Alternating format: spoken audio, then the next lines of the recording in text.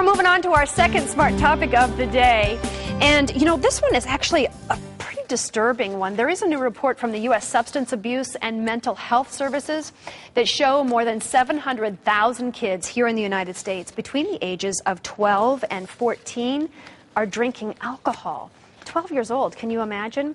What's even more surprising is that a large percentage of the kids are getting their alcohol from their other parents.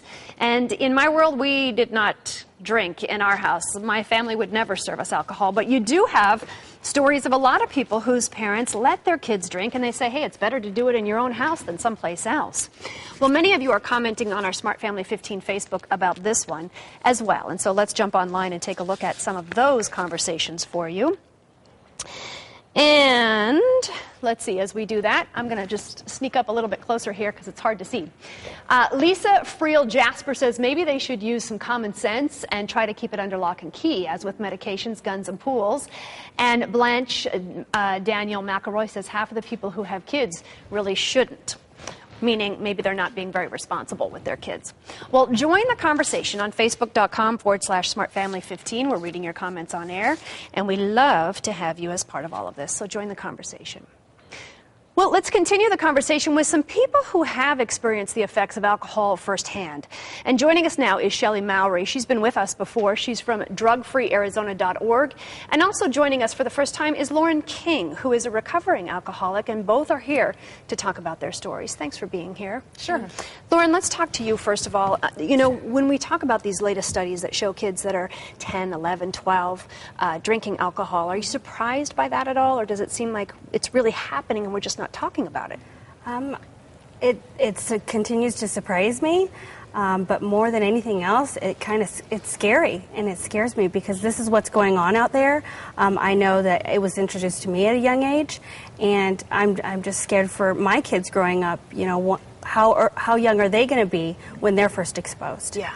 For you, when you say introduced to it, you kind of grew up in a family that was exposing you to alcohol. Is that the case? Yeah, my father was a heavy drinker, or I would consider to be an alcoholic. Mm-hmm. And so I saw a lot of drinking, and I saw a lot of what alcohol can do to a family. Mm-hmm.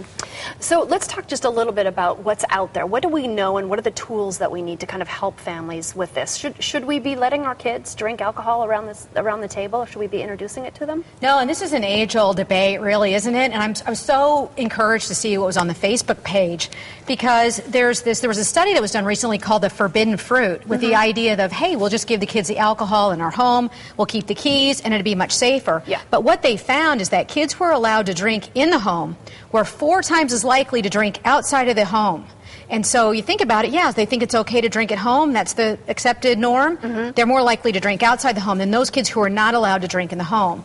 The other thing, too, is that when kids start using below the age of 16, they're 3 times more likely to develop an alcohol problem. So, in other words, just by introducing your kids to alcohol, you're really not taking the mystery out of it. You're actually kind of intriguing them more into, gee, this is kind of fun. Let's do it when parents aren't around at an even greater level. Yeah, it's condoning the behavior and saying, yeah, it's okay to do. It's an attitude that's favorable. And so that's what the kids see, is that, yeah, it's okay to do, you know, mom and dad are letting me. Mm-hmm. So, Lauren, what are some of the things that you would like parents to know today, having gone through what you've gone through and being a recovering alcoholic right now? I think my main message would be to talk to their kids at a young age and start the conversation. It's never too late. Mm-hmm. It's never too early to start the conversation. Growing up for me, my parents never sat me down and had to talk about drugs and alcohol. So I was kind of left to figure that out on my own, and it's a scary world to kind of navigate as a young person with absolutely no idea the consequences that can happen because of drugs and alcohol. Yeah. I think the other thing is when you add peer pressure into this and kids don't understand the ramifications. My son is 7 and my daughter's 11, and I've already told them about a child that was in my high school who died from an overdose of alcohol.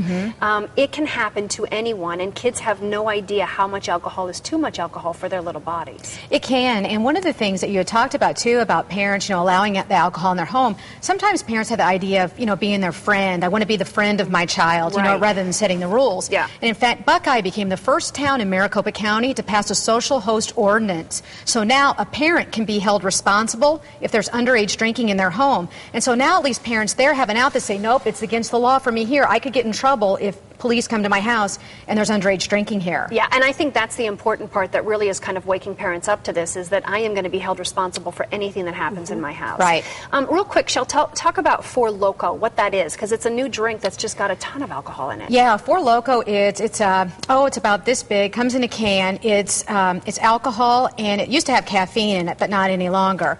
And so what the alcohol does, it's about 4 or 5 beers in this one can. Wow. About the equivalent of the alcohol content in one can. 125-pound female is about a 0.20 after drinking a can of it, and Yeah. it's cheap. It's under $4. But there are reports of kids blacking out, not remembering things, all sorts of side effects from that. And it looks like an energy drink. It looks like an energy drink, Yes. and that's kind of why we bring it up to parents, not so Right. much to educate the kids on what's out there, but the parents, so that you know that your child is really drinking an energy drink and not a Four Loko. So, Right. ladies, thank you very much for sharing your stories. I really appreciate it, and hopefully we've helped parents out there kind of know that alcohol is not for kids unless they are over 21.